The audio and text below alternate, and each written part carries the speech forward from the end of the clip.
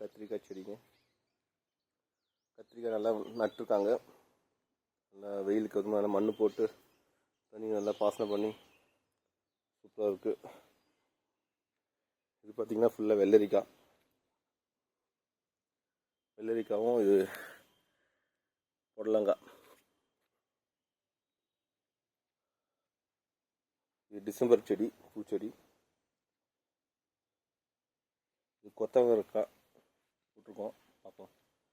பலாமரம் பாருங்கள், இந்த செடி வந்து அதை போய் சுற்றி இருக்கு, எடுத்து விடணும். அதில்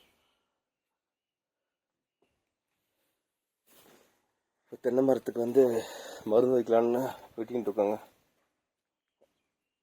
இது 2 தென்னை மரத்துக்கும் குருத்து வந்திருக்கு, தென்னை காயெலாம் வந்திருக்கு. சூப்பராக இது பண்ணியிருக்கோம். நல்லா போர் போட்டு தண்ணி நல்லா பாசனம் இருக்குது.